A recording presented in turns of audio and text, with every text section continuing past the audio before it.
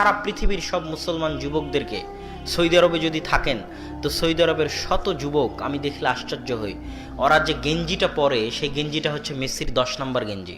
প্রচুর ভক্ত আছে সৌদিতে মেসির, রোনালদোর, তো তারা সেই গেঞ্জি পরে বাইরে আসে। তারপরে রিয়াল মাদ্রিদ, বার্সেলোনা, এই যে ক্লাবগুলো আছে যারা ফুটবল খেলে, এই ক্লাবগুলোর হাজারো ভক্ত আছে সৌদিতে। তো আমি মাঝে মাঝে ভাবলে অবাক হই, শরীরের লোম শিউরে ওঠে। এই রিয়াল মাদ্রিদ যে ক্লাবগুলো, বার্সেলোনা যে ক্লাবগুলো, এগুলো যে শহরকে কেন্দ্র করে, ওই শহরের মাটির একদিন মালিক ছিল আমার বাপদাদা। সেটা কোন দেশে বলেন তো? স্পেন।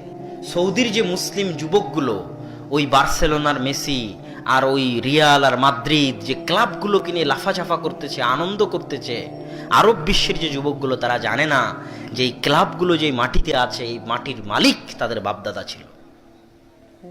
স্পেনের মালিক কারা ছিল?